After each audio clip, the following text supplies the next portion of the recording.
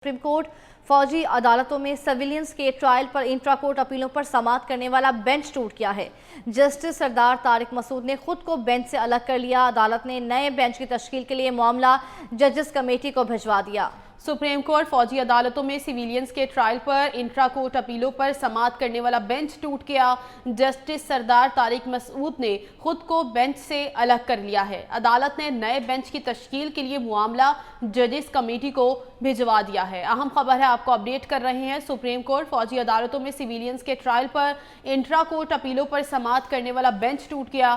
Justice सरदार तारिक मसूद ने खुद को बेंच से अलग कर लिया है। अदालत ने नए बेंच की तश्कील के लिए मामला जजेस कमेटी को भिजवा दिया है।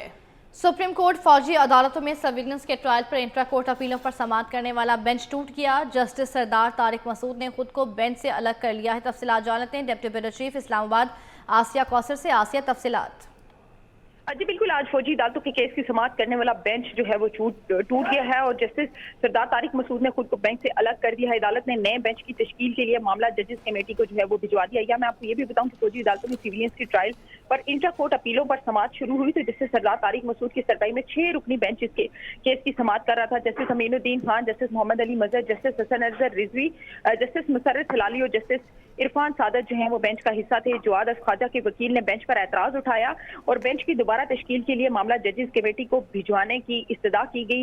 वकील ख्वाजा अहमद हसन की जानिब से लाहौर बार के वकील हामिद खान की केस में दलाइल देने की उन्होंने भी कोशिश की, लेकिन साथ ही साथ जस्टिस सरदार तारिक मसूद ने इस मौके पर रिमार्क किए कि अगर हमने केस सुनना ही नहीं है तो दलाइल ना दे। हम पर एतराज उठाया जा रहा है कि मैं इस केस से अलग हो जाऊं। और उसके बाद जो है वो जस्टिस सरदार तारिक मसूद ने ये बताया कि अगर किसी को मुझ पर एतराज है तो मैं बेंच से अलग हो जाता हूं और उन्होंने खुद को बेंच से अलग कर दिया। अदालत ने बेंच की तश्कील के लिए मामला जजेस कमेटी को भिजवा दिया है। अब इस केस पर दोबारा से जो है वो बेंच तश्कील दिया जाएगा और एक दफा फिर से इस केस की समाअत जो है वो असर नोट शुरू की जाएगी, क्योंकि अब जो बेंच बनाया गया था इंट्रा कोर्ट अपील के ऊपर उसमें जो है वो जस्टिस सरदार तारिक मसूद के ऊपर एतराज उठा दिया गया है। 6 रुकनी बेंच जो है वो तश्कील दिया गया था फौजी अदालतों में सिविलियंस के ट्रायल की इंट्रा कोर्ट अपीलों के ऊपर। अब 6 रुकनी बेंच में से चूंकि उसके सरदार जस्टिस सरदार तारिक मसूद थे, उन पर एतराज उठाया गया तो बेंच जो है वो टूट चुका है। अब जजेस कमेटी को ये मामला भिजवा दिया गया। जब दोबारा से नया बेंच जो है वो तश्कील दिया जाएगा तो इंट्रा कोर्ट अपीलों के ऊपर दोबारा से समाअत होगी। ठीक है, बहुत शुक्रिया आसिया, डिटेल्स दे रही थी।